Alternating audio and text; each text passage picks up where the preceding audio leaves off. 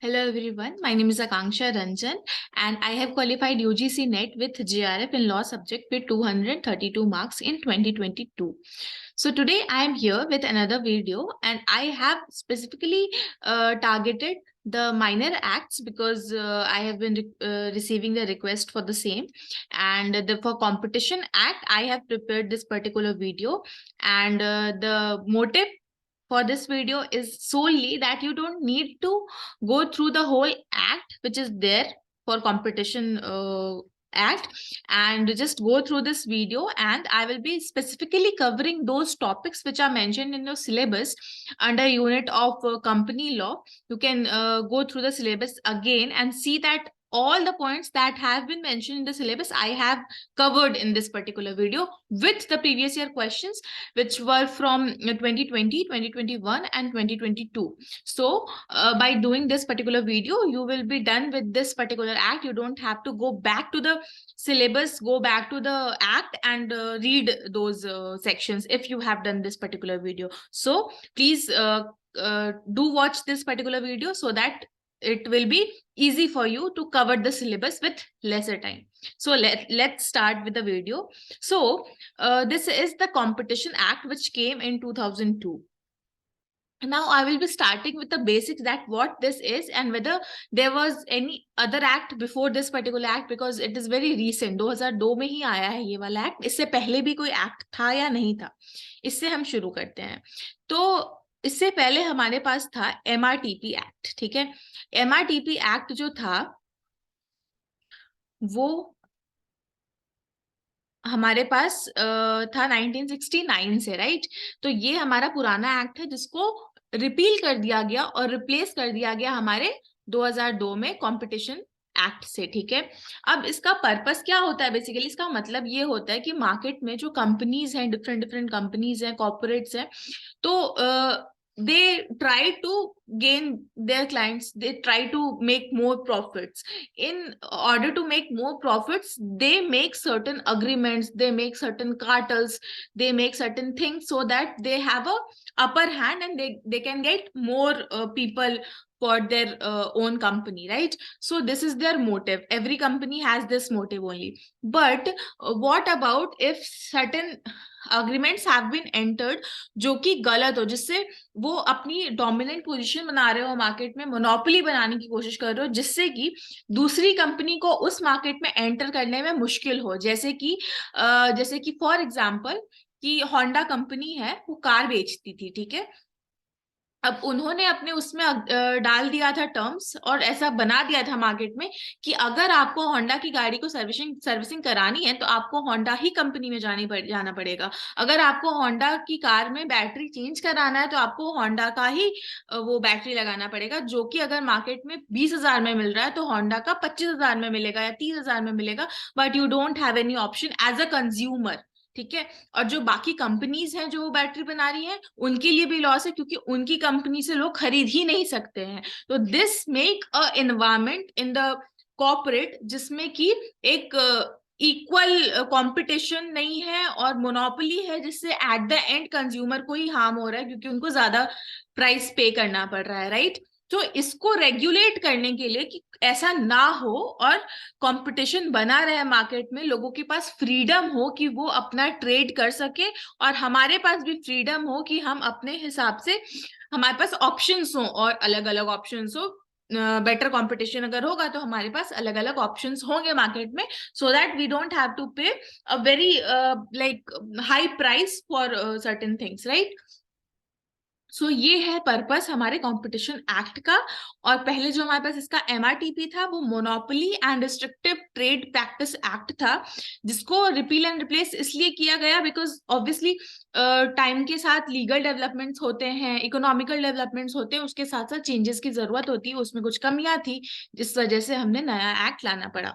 तो ये हो गया हमारा बेसिक कि इसका मतलब क्या है। अब यहाँ पे कुछ पॉइंट्स हैं जो मैंने मेंशन किए हैं जो हमारे एग्जाम के पर्सपेक्टिव से इंपॉर्टेंट है, क्योंकि एग्जाम में इस पैटर्न के क्वेश्चंस मैंने ऑब्जर्व करे हैं इस एक्ट से या दूसरे एक्ट से, माइनर एक्ट से, जैसे कि MV एक्ट है, मोटर व्हीकल एक्ट है, या फिर आईटी एक्ट है, तो इनमें से पूछते हैं, एक बार ये भी पूछा था कि एक्ट नंबर कौन सा है आईटी एक्ट का, एक बार ये भी पूछा था कि how many chapters are there in RTI act, एक बार ये भी पूछा था कि अमेंडमेंट कितनी बार हुआ है, राइट। तो ये जो बेसिक्स चीजें होती है ना, ये पूछे जाते हैं माइनर एक्ट से, क्योंकि माइनर एक्ट के डीप एंड डिटेल से क्वेश्चंस नहीं आते हैं। सो मैंने इस एक्ट का वीडियो बनाने के लिए उसी पैटर्न के क्वेश्चंस के हिसाब से ये पॉइंट्स लिखे हैं, जो कि आप एक बार रीड जरूर कर लेना। तो पहला पॉइंट है कि ये एक्ट नंबर 12 है, इसमें 9 चैप्टर्स हैं और 66 सेक्शंस हैं। और इससे आप ये भी ध्यान रखना कि जितने और माइनर एक्ट हैं, जैसे कि एमवी है, मोटर व्हीकल, कंज्यूमर प्रोटेक्शन है, आरटीआई है, आईटी है ना, सेल्स ऑफ गुड्स है, तो ये सारों के ना आप इस तरीके से कर लेना। अगर मुझसे हो सका तो मैं वीडियो बना दूंगी इन सारे माइनर एक्ट के भी, और अगर मैं नहीं भी बना पाई तो आप इस पर्सपेक्टिव से वो माइनर एक्ट को पढ़ना कि आपको ये सारी चीजें बेसिक पता हो, नोट्स में छोटे छोटे में लिख लेना कि हाँ इतने सेक्शन है, इतने पार्ट्स है। फिर है कि इसको इंट्रोड्यूस हमारे अरुण जेटली सर ने किया था, और रिकमेंडेशन किसकी थी, कंपटीशन पॉलिसी एंड लॉ। ये असेंट किया गया था 13 जनवरी 2003 को, और कमेंस हुआ था 31 मार्च 2003 को। इसने रिप्लेस किया था and it was repealed also, ठीक है। तो this particular MRTP act was repealed and replaced. ऐसा भी क्वेश्चन आया था एमवे एक्ट से कि वो रिपील रिप्लेस हुआ है या फिर उसी में ऐड किया गया है, ऐसे ऑप्शंस बनाए गए थे। इसलिए याद रखना कि यहाँ पे एमआरटीपी को रिपील किया गया है और रिप्लेस किया गया है, ठीक है। किससे, कंपटीशन एक्ट से 2002। और इसको अमेंडमेंट हमारा 2 बार करा जा चुका है, 2007 में और 2009 में, ठीक है। ये हो गया हमारा बैकग्राउंड। अब यहाँ पे आप देख लो कि सिलेबस के अंदर क्या मेंशन्ड है, कंपटीशन एक्ट में हमें क्या बेसिकली पढ़ना है, क्योंकि एक्ट में तो 66 सेक्शन है, सारे हम नहीं पढ़ेंगे 2 नंबर के लिए ना, 2 या 3 नंबर के क्वेश्चंस आने वाले हैं। तो sorry. So the first point is prohibition of certain agreements. तो ये सेक्शन 3 में दिया हुआ है कि कौन कौन से अग्रीमेंट प्रोहिबिटेड हैं, जो आप नहीं एंटर कर सकते हो। Then comes abuse of dominant position, जो सेक्शन 4 में दिया हुआ है कि डोमिनेंट पोजीशन क्या होता है, और वो करने अगर वो अब्यूज हुआ है तो फिर वो कॉन्ट्रैक्ट या फिर वो चीजें वॉइड हो जाती हैं, ऐसा। तो ये हमारे सेक्शन 4 में दिया हुआ है। और रेगुलेशन ऑफ कॉम्बिनेशन, ये तीसरा टॉपिक है, जिसमें कि हमारे सेक्शन 5 में दिया हुआ है कि कॉम्बिनेशन क्या होता है, और सेक्शन 6 में दिया हुआ है कि रेगुलेशन ऑफ कॉम्बिनेशन क्या होता है, ठीक है। तो ऐसे करके हमारे ये 3 सेक्शन हो गए। अब ये तीनों चीजें करीब करीब और भी कुछ जगहों पे मेंशन्ड है, जैसे कि पेनाल्टी में दिया हुआ है कि पेनाल्टी का सेक्शन है, उसमें दिया हुआ है कि प्रोहिबिशन अगर इस चीज का है और फिर भी कोई करता है तो पेनाल्टी क्या लगेगी। तो that is also somehow related to the prohibition of certain agreements, right.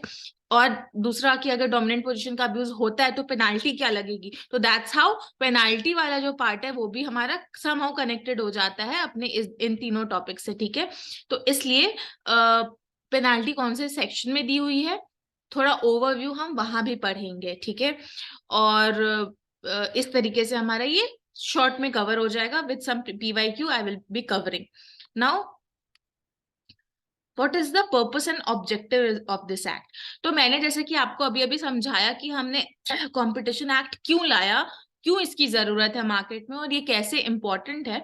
तो वही कुछ टर्म्स में स्पेसिफिकली मेंशन किया हुआ है कि ऑब्जेक्टिव क्या है इस एक्ट का।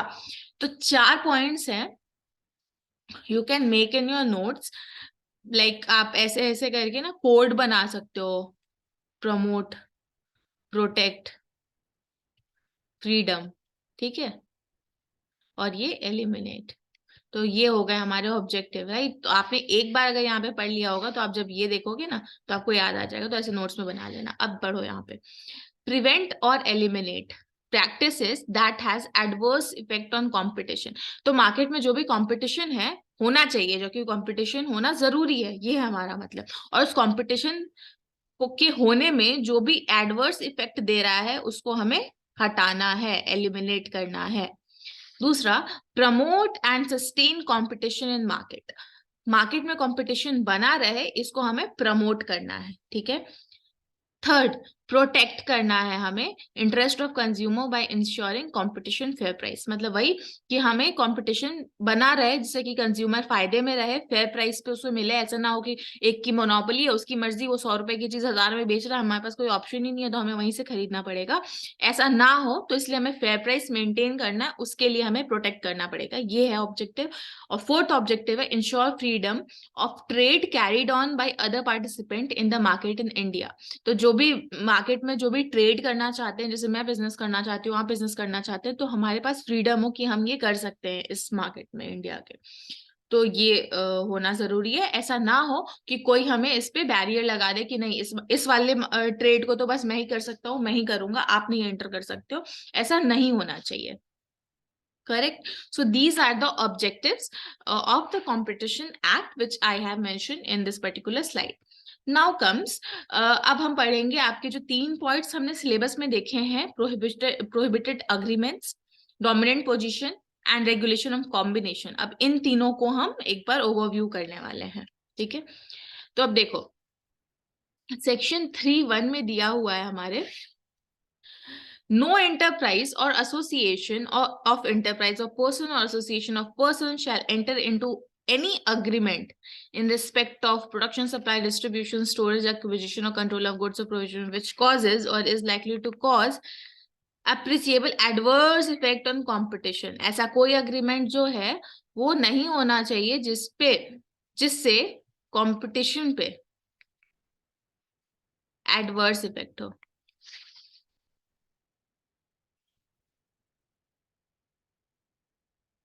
नहीं होना चाहिए ऐसा। ठीक है, अब 2 में दिया हुआ है अगर ऐसा होता है तो वो क्या होगा, वॉइड होगा। ये याद रखना।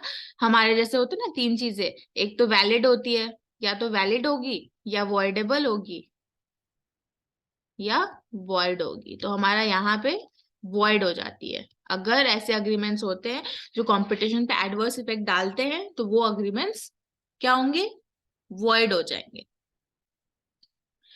अब प्रोविजन 3(3) में दिया हुआ है कि कौन से अग्रीमेंट्स हैं जो प्रोहिबिटेड है। ठीक है, हम अभी तक बात करें कि ऐसे अग्रीमेंट्स जो कंपटीशन पे एडवर्स इफेक्ट डालते हैं वो प्रोहिबिटेड है, राइट। तो अब ये कौन से अग्रीमेंट्स हैं जो हमारे प्रोहिबिटेड है। तो ये है हमारी लिस्ट जो अग्रीमेंट्स प्रोहिबिटेड है। Limit production and supply agreement, allocate market, fix price, bid rigging, collusive bidding, tie in agreement also known as conditional purchase or sale, exclusive supply distribution arrangement, resale price maintenance and refusal to deal। ये सारे वो agreements है। अब इसकी जो understanding है कि ये क्या होते हैं, ये आप एक बार मैं आपको समझा देती हूँ ताकि आपको वर्ड्स से समझ में आए कि इसका मतलब क्या है। बाकी आपको बहुत ज्यादा डिटेल में नहीं जाना है कि आप इसके पूरे केसेस पढ़ने बैठ जाओ, इतना ज्यादा डीप पे नहीं जाना है। बट हाँ, मैं ऊपर ऊपर से आपको बता रही हूँ कि इसके मतलब क्या होते हैं। पहला है हमारा लिमिट प्रोडक्शन एंड सप्लाई। इसका मतलब ये होता है कि हमने किसी भी चीज के जो प्रोडक्शन है या फिर सप्लाई है उसको लिमिट कर दिया। ठीक है, ऐसा अग्रीमेंट किया कि तुम जो हो ना इस पर्टिकुलर, फॉर एग्जांपल मैगी, ठीक है, तो मैगी कंपनी को लिमिटेशन डाल देंगे हम कि तुम 100 पैकेट ही बनाओगे, ठीक है, इससे ज्यादा नहीं सप्लाई करोगे। ऐसा हम लिमिटेशन नहीं कर सकते, दिस इज प्रोहिबिटेड।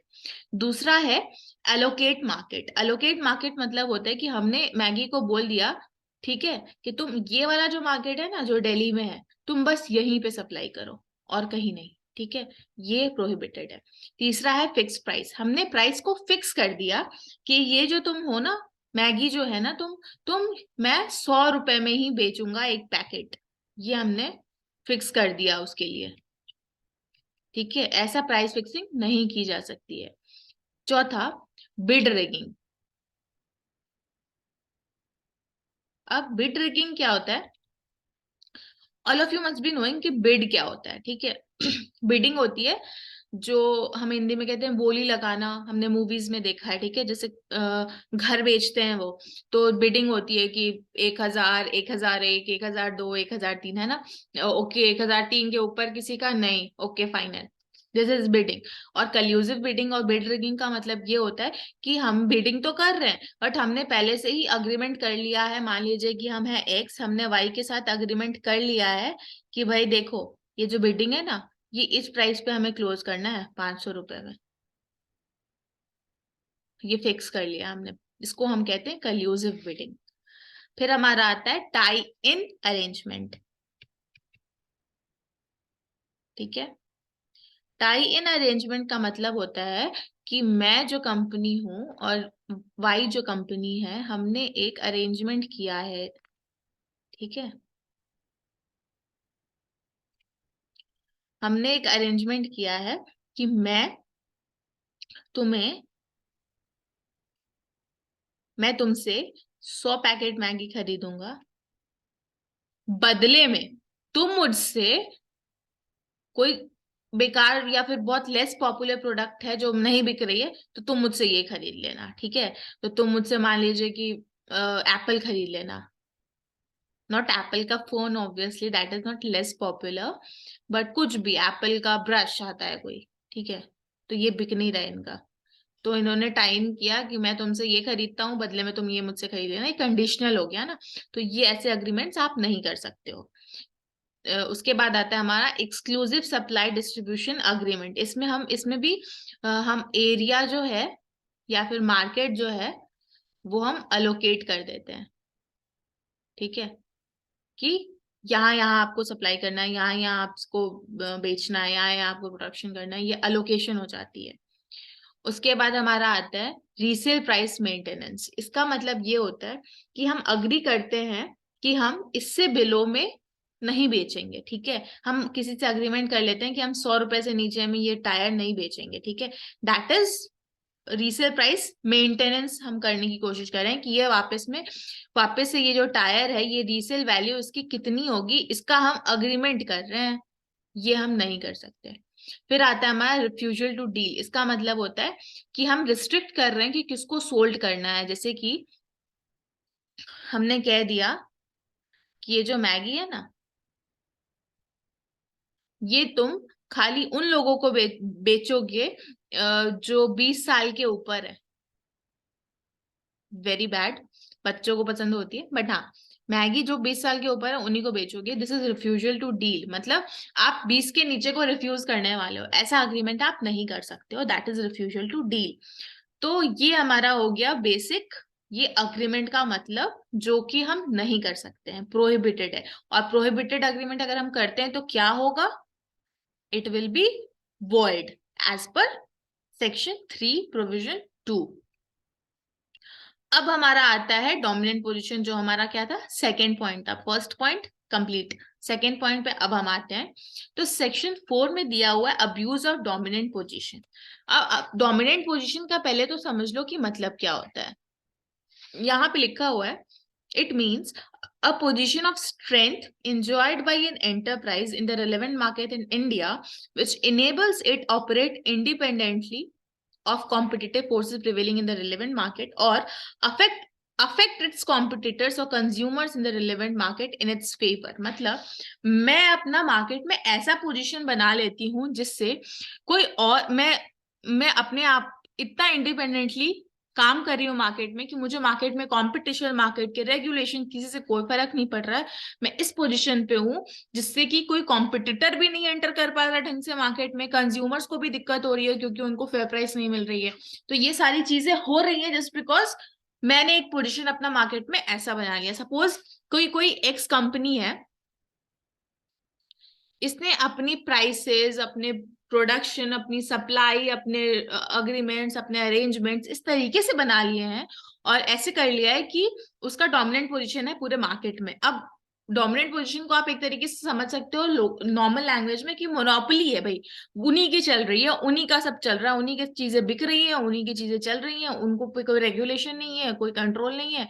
इससे कौन अफेक्ट होगा, हम कंज्यूमर अफेक्ट होंगे, कॉम्पिटिटर्स अफेक्ट होंगे। ठीक है, और फेवर किसको हो रहा है, वो डोमिनेंट पोजीशन में जो कंपनी है उसको हो रहा है। तो ऐसा डोमिनेंट पोजीशन बनाना मार्केट में, इसका मतलब होता है डोमिनेंट पोजीशन। ठीक है, और प्रीडेटरी प्राइस का मतलब ये होता है कि आप किसी भी गुड या सर्विसेज को बेच रहे हो at a price which is very below the cost, ठीक है, जो कि रिड्यूस करता है कंपटीशन या फिर एलिमिनेट करता है कॉम्पिटिटर। इसका मतलब है कि मान लो कि मैगी बिकती है 10 रुपए में, ठीक है, 10 रुपए वाली मैगी है ये, ठीक है।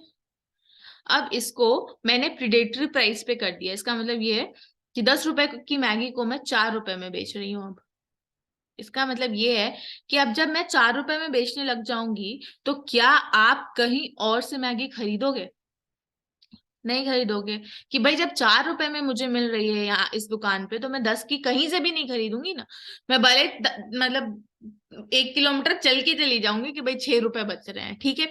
तो ये होता है प्रिडेटरी प्राइस। इससे आप कंज्यूमर्स को अपनी तरफ खींचते हो और बाकी कॉम्पिटिटर को खत्म कर देते हो। जैसे कि बहुत सारी चीजों पे होता है कि जैसे कि टायर की कंपनी है, बहुत सारे लोग बेच रहे हैं, बहुत सारे सेलर्स हैं, रिटेलर्स हैं। तो किसी ने कर दिया कि हम तो सारे पूरे मार्केट में जितने भी टायर्स बेचते हैं ना, हम उससे आधे दाम पे आपको बेच के देंगे। सारे लोग वहीं पे जाएंगे ना। तो ये उसने क्या किया, प्रेडेटरी प्राइस किया। अब जो उसके कॉम्पिटिटर्स हैं, बाकी जो टायर बेचने वाली कंपनियां हैं, उनका क्या होगा, मार्केट का कॉम्पिटिशन तो खत्म, रेगुलेशन खत्म। तो ऐसी प्रेडेटरी प्राइस नहीं रखी जा सकती। और प्रेडेटरी प्राइस का मतलब ये होता है। तो हमारा क्लियर हो गया कि डोमिनेंट पोजीशन का मतलब क्या होता है, प्रीडेटरी प्राइस का मतलब क्या होता है। अब यहाँ पे उसके एक्सप्लेनेशन मैंने किया है कि जो ये डोमिनेंट पोजीशन है वो कैसे कैसे हो सकता है। तो पहले है लिखा हुआ कि कोई भी इंटरप्राइज को अब्यूज करने का नहीं है डोमिनेंट पोजीशन को। दूसरा लिखा हुआ है डायरेक्टली भी होती है, इनडायरेक्टली भी होती है, दोनों नहीं करना है।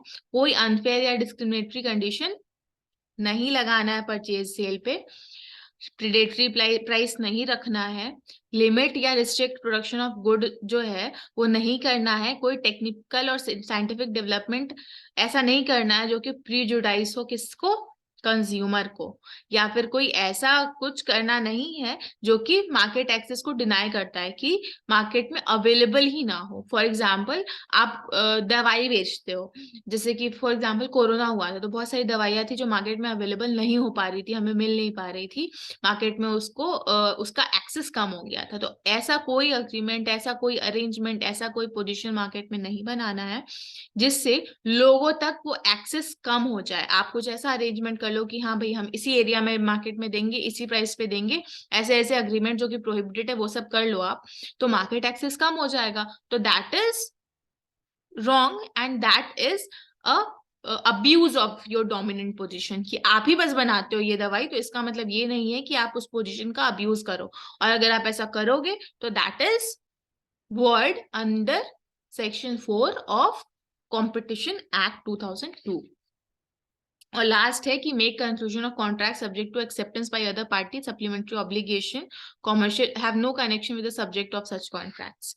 तो ये थोड़ा टेक्निकल है, इसके अंदर नहीं जाना। आप इतना इससे आइडिया समझ लो कि डोमिनेंट पोजीशन का मतलब क्या होता है और ये अगर अब्यूज हो तो क्या होता है। अब हमारा आता है सेकंड पॉइंट खत्म। डोमिनेंट पोजीशन एक ही सेक्शन है बस, और उसके वो एग्जांपल्स मैंने बता दिया आपको। अब आता है हमारा तीसरा पॉइंट फ्रॉम द सिलेबस, जो कि है कॉम्बिनेशन, रेगुलेशन ऑफ कॉम्बिनेशन। तो for regulation of combination you need to understand what is combination first, then you can understand कि रेगुलेशन क्या होता है। तो सेक्शन 5 में हमारा कॉम्बिनेशन दिया हुआ है और सेक्शन 6 में हमारा रेगुलेशन ऑफ कॉम्बिनेशन दिया हुआ है।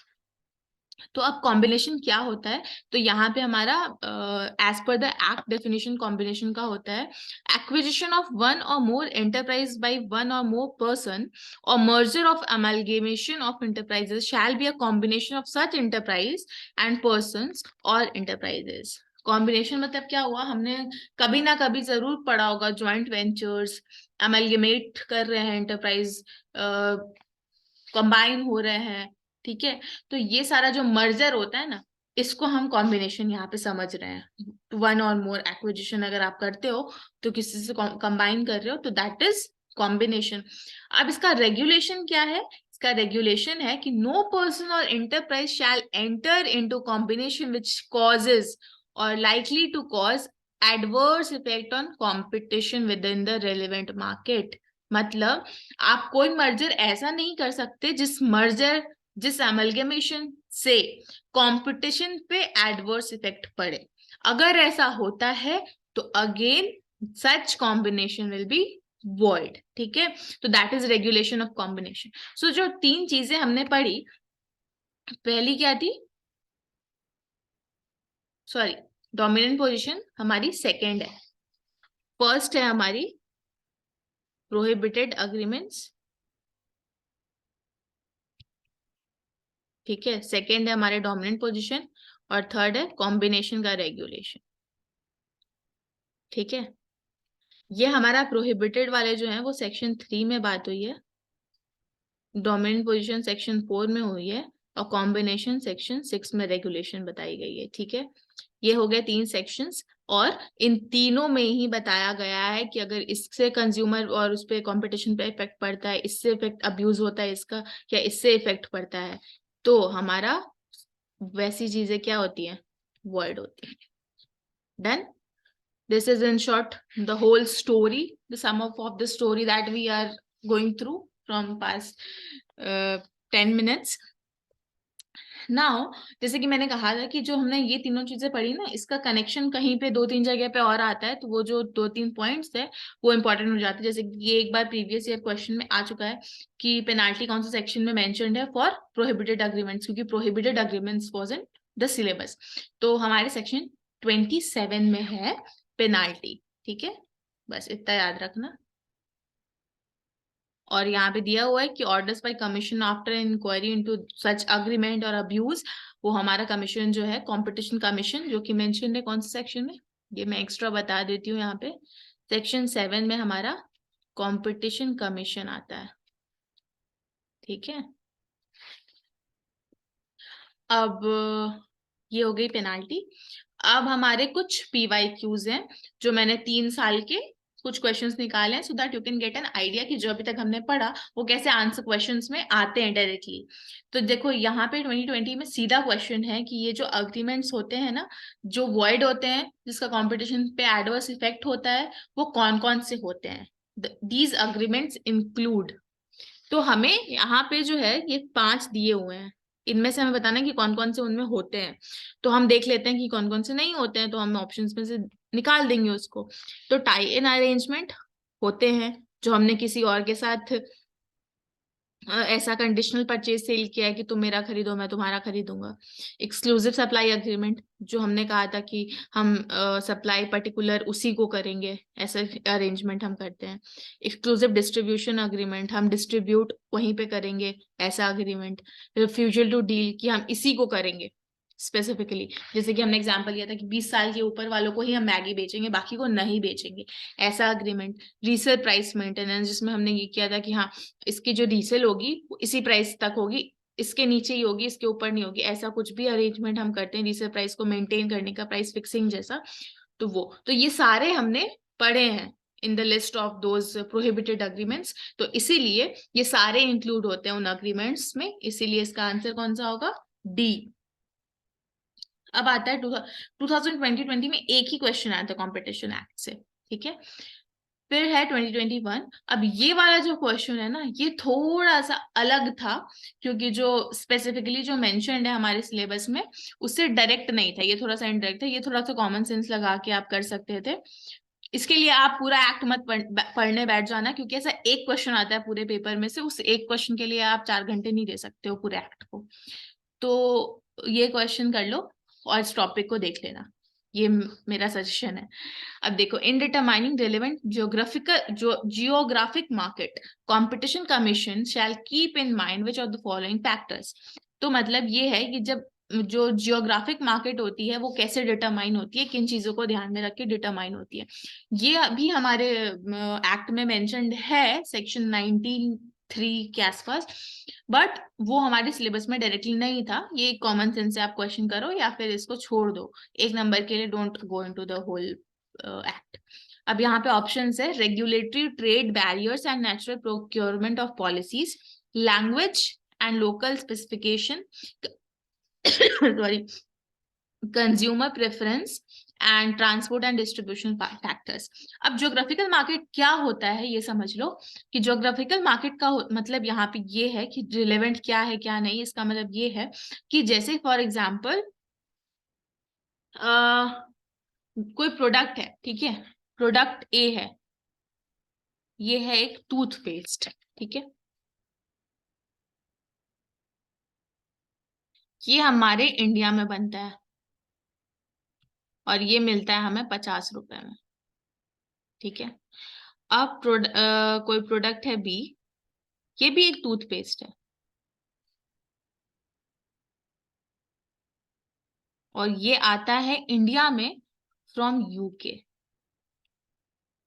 अब जब ये यूके से आता है तो यहाँ पे लगता होगा इसको इंपोर्ट करने का प्राइस, टैक्स सब कुछ लगता होगा, है ना। तो इसकी प्राइस ऑटोमेटिकली इंक्रीज हो जाएगी, है ना। तो ये मोर देन 50 हो जाएगी जो भी प्राइस है। ठीक है। फॉर एग्जाम्पल मान लो कि 100 रुपए की हो गई है या 80 रुपए की हो गई है, ज्यादा है, तो लोग तो यही खरीदेंगे ना। तो ये 50 रुपए की मिल रही है, सेम यही चीज अलग नाम से और यूके से आने पे हमें इतने में मिल रही है, तो हम इतने में ही खरीद लेंगे ना ऑब्वियसली। तो दैट इज जियोग्राफिकल मार्केट। कि आपका जो भी ट्रेड बैरियर्स हैं, पॉलिसीज हैं, उसकी वजह से डिफरेंट डिफरेंट जो चीजें बैरियर्स आ रही हैं, उसकी वजह से आपका जियोग्राफिकल मार्केट वहां पे नहीं बनता है ना। तो रिलेवेंट ज्योग्राफिकल मार्केट कौन सा है, कौन से प्रोडक्ट का, कौन से कमोडिटी का, कौन से गुड्स का, ये इन फैक्टर्स को मद्देनजर रखते हुए कंपटीशन कमीशन डिसाइड करती है। अब उनमें जैसे कि मैंने आपको एक एग्जांपल में बताया कि जो वहां से इंपोर्ट करते हैं तो उसमें टैक्स लगते हैं, रेगुलेशन होते हैं, बैरियर्स होते हैं। तो वैसे ही यहाँ पे वो तो एक फर्स्ट ऑप्शन में दिया हुआ कि रेगुलेटरी ट्रेड बैरियर्स, जो रेगुलेशंस हैं उसका बैरियर। फिर दूसरा आ जाता है हमारा ऑप्शन है लैंग्वेज एंड लोकल स्पेसिफिकेशन। अब हाँ देखो, जियोग्राफिकल मार्केट डिटरमाइन कर रहे हो, मतलब वो एरिया डिटरमाइन कर रहे हो कि फॉर एग्जांपल दिल्ली में ये चीज बिकेगी कि नहीं, या दिल्ली में इसका मार्केट है कि नहीं है। अब दिल्ली में मार्केट है कि नहीं, that depends on the language and local specification. Local लोग वहां पे किस तरीके के हैं, वो प्रोडक्ट यूज करने वाले हैं कि नहीं है, उस प्राइस पे यूज करेंगे कि नहीं, वहाँ के लोकल उस पर डिपेंड करता है ना। जैसे कि हम कोई बिजनेस स्टार्ट करते हैं तो हम वहाँ का लोकेलिटी देखते हैं ना, कि यहाँ पे कैसी लोकेशन है, यहाँ के लोग कैसे हैं, लोग क्या पसंद करते हैं, क्या प्रेफरेंस है, उसके हिसाब से हमारा मार्केट डिटरमाइन होता है कि हम ये चीज कौन से एरिया में बेचेंगे, वैसा।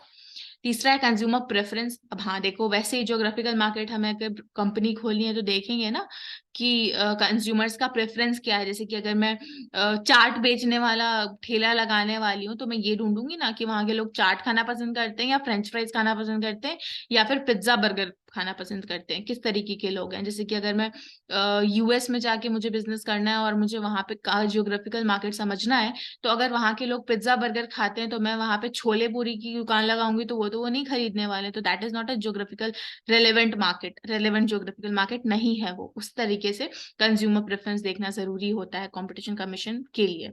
चौथा है ट्रांसपोर्ट एंड डिस्ट्रीब्यूशन फैक्टर्स। अब जैसे कि अगर मुझे अंडमान निकोबार में कोई भी चीज की सप्लाई शुरू करनी है तो वहां पे ट्रांसपोर्टेशन कैसा है, वहां के फैक्टर्स, ज्योग्राफिकल फैक्टर्स कैसे हैं। जैसे कि वहां पे बाई सी ही आप कुछ कुछ आइलैंड्स है जहाँ पे आप सी के थ्रू ही जा सकते हो, there is no other way, क्या तो सी से या हवा से, कोई रास्ता नहीं है, कोई रोड नहीं है।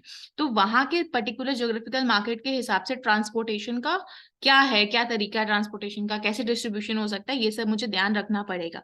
तो ये क्वेश्चन मेरे हिसाब से, अगर आपको नहीं भी पता है ये स्पेसिफिकली ये options as per the act, आप नॉर्मल कॉमन सेंस लगा के ये आंसर कर सकते हो। तो ये सारे ही पॉइंट्स जो हैं वो जरूरी होते हैं for determining the relevant geographical market. तो that is why D is the answer. This is the explanation, the same point that I have given there. यहाँ पे भी वही सारे पॉइंट्स आ जाते हैं, ये एज पर द एक्ट मैंने यहाँ पे डाला हुआ है कि और उसके अलावा और कौन कौन से ऑप्शन है वो यहाँ पे मेंशन है। जैसे कि ट्रांसपोर्टेशन कॉस्ट, जो कि मैंने कर लिया ऑलरेडी। नीड फॉर सिक्योर और regular supplies, after sale services, ये भी इंपॉर्टेंट होती है। तो ऐसे ये सारा उसका हो जाता है। फिर हमारा आता है दूसरा क्वेश्चन 2021 का ही, जो कि डोमिनेंट पोजीशन, जो सेकंड हमारा पॉइंट था ना, उससे है। तो इसमें स्टेटमेंट्स दिए हुए हैं दो और आपको बताना है सही और गलत। तो फर्स्ट स्टेटमेंट है कि डोमिनेंट पोजीशन का मतलब होता है पोजीशन और strength enjoyed by an enterprise in the relevant market in India which enables it to operate independently, affect competitors, consumer in its favor। तो हमने डेफिनेशन पढ़ा था डोमिनेंट पोजीशन का, सेम डेफिनेशन यहाँ पे दिया हुआ है, ये सही है। और उसमें हमने ये भी पढ़ा था सेक्शन 4 में कि इसका जो अब्यूज करता है वो वॉइड होता है, तो ये नहीं करना है किसी भी एंटरप्राइज को। तो ये भी सही है, तो इसलिए हमारा आंसर कौन सा हो जाता है, बोथ आर ट्रू। अब ये है 2022 से, जो अभी लास्ट एग्जाम हुआ है। अब इसमें भी थोड़ा सा ये वाला क्वेश्चन भी सिमिलर, जैसे 2021 में एक क्वेश्चन था ना जो कॉमन सेंस का था, वैसे ये वाला क्वेश्चन भी कॉमन सेंस का है। अब कार्टेल क्या होते हैं ये पहले समझ लो। कार्टेल होते हैं एंटी कॉम्पिटिटिव अग्रीमेंट्स होते हैं, ठीक है।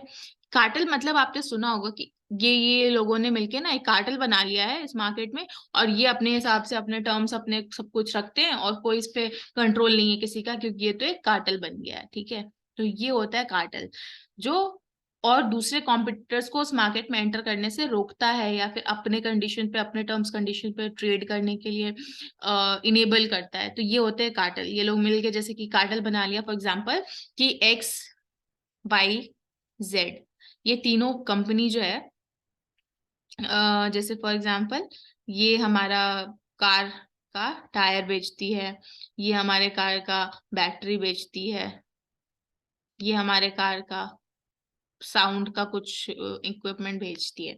तो इन तीनों कंपनी ने मिलकर एक कार्टेल बना लिया और प्राइस फिक्स कर लिया कि हाँ हम इतने इतने करेंगे, इतने इतने में बेचेंगे, इतने इतने में बेचेंगे। तो ये जो इनका कार्टेल है ना, इन्होंने प्राइस फिक्सिंग करी, ठीक है। और अब इन्होंने फिक्स कर लिया कि हम इसको इसको बेचेंगे, हम इसको उसको नहीं बेचेंगे, ऐसा करके इन्होंने टीम बना ली बेसिकली, ठीक है। जैसे बच्चे नहीं होते कि एक एक एक फ्रेंड्स को बॉयकॉट करना है, चलो तीनों ने मिलके प्लान बना लिया, तीनों का एक ग्रुप बन गया, वैसा ही कार्टेल होता है। तो ये हो गया हमारा कार्टेल। और ऐसे अग्रीमेंट जो होते हैं वो इलीगल होते हैं, गलत है कार्टेल बनाना। क्योंकि क्यों इलीगल है? क्योंकि ये एडवर्स इफेक्ट करेगा किसको? कंपटीशन को। तो यहाँ पे पूछा था कि कार्टेल एस्टैब्लिश करने के लिए इनमें से क्या नेसेसरी नहीं है। तो पहला है there should be an agreement, तो ये तो नेसेसरी है क्योंकि उसमें अग्रीमेंट ही तो बनाते हैं वो सारे मिलके। दूसरा, it should be between an association of producer seller distribution, हाँ तो हाँ ये सब मिलके एसोसिएशन बनाते हैं जितने भी प्रोड्यूसर सेलर और ये सारे हैं कि हाँ चलो हम ऐसे ऐसे बेचेंगे, तो ये this is an association, this is an agreement. तीसरा है the objective should be to limit control or attempt to control the product distribution. तो हाँ ये लिमिट ही तो करते हैं ना, कंट्रोल करते हैं, लिमिट करते हैं कि हाँ ये प्रोडक्ट ऐसे डिस्ट्रीब्यूट होगा, इतने में डिस्ट्रीब्यूट होगा, ऐसे बेचा जाएगा। तो ये सारे मिलके लिमिट कंट्रोल ही करते हैं। तो ये इनका ऑब्जेक्टिव होता है कार्टेल बनाने का। चौथा है cartels are very good for competition.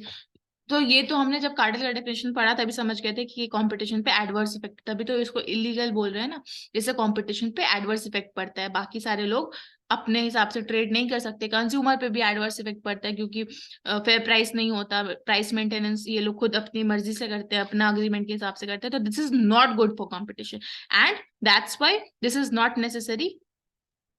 इसीलिए फोर्थ वाला ऑप्शन जो है ये करेक्ट आंसर है। These are very good for competition, no. Now, the second question asked in 2022 is the Competition Act provide for which of the following? तो हमें इसमें से बताना है कि इसमें से कौन कौन से कंपटीशन एक्ट में है। तो हम इसमें से हम ढूंढेंगे, हम उल्टा जाएंगे, हम ढूंढेंगे कि कौन कौन से कंपटीशन एक्ट में नहीं है, इसमें से कोई है जो नहीं है। तो देखो, कमीशन को एस्टैब्लिश किया गया है ना, कंपटीशन कमीशन मैंने आपको बताया सेक्शन 7 में दिया हुआ है। तो ये है to promote and sustain competition in market. That is one of the objective of Competition Act. Third, to promote the interest of consumer. This is also an objective. So that's why objective जो मैंने आपको बताए हैं और जो मैंने एक basic idea दिया कि कंपटीशन क्या होता है वो समझना जरूरी इसीलिए है क्योंकि देखो इस वाले क्वेश्चन में आपके वो सेक्शन 3-4 से नहीं आया है बट एक ओवरव्यू ऑब्जेक्टिव से आया है। Fourth, to ensure freedom of trade, ये भी एक ऑब्जेक्टिव था। तो देखो ये सारे ऑब्जेक्टिव से ही हो जाएंगे। और पांचवा है इस्टेब्लिश करना एनसीएलटी एंड एनसीएलएटी। तो ये हमारा कहाँ पे हमने पढ़ा था? कंपनी एक्ट में, company law tribunal, national company law. तो ये हमारे कंपटीशन एक्ट में कहीं भी मेंशन नहीं है, तो that is why E is not there. So क्या होगा हमारा आंसर? ABCD, डी हो गया हमारा आंसर। सो ऐसे करके हमने कवर कर लिया है हमारा कौन क्या क्या कवर किया हमने। हमने कवर किया है कंपटीशन एक्ट का basic, objective, prohibited agreement, dominant position, combination, competition commission of India, penalty, PYQ of 2020, 21, 22. So this all we have covered in this particular video as per the syllabus. So this is complete. So that's how हमने competition act cover कर लिया है। और इसके अलावा मेरे हिसाब से आपको कुछ भी इतना ज्यादा डिटेल में घुसने की जरूरत नहीं है कंपटीशन एक्ट की। This would be enough. और please go through the whole video and you can go back, and if you need this PPT for your reference you can comment down. I will give you the PPT somewhere. Maybe I'll make a Telegram account or something. That's all for this particular video, and please let me know कि इसके बाद आप कौन सा video चाहते हो कि मैं बनाऊं, या फिर कोई सजेशन हो कि आप ये ऐड कर दो, ये मत करो ऐड, तो प्लीज मुझे कमेंट में बताना, ताकि मुझे पता चले कि आपको क्या चाहिए अगला, तो मैं उस हिसाब से नेक्स्ट प्रिपेयर करूंगी। So that's all. Thank you so much and keep supporting the videos, and I will see you very soon with another video with another act and some other PYQs. Thank you so much, and yes, please like, share and subscribe. All the best for the examination. Bye bye.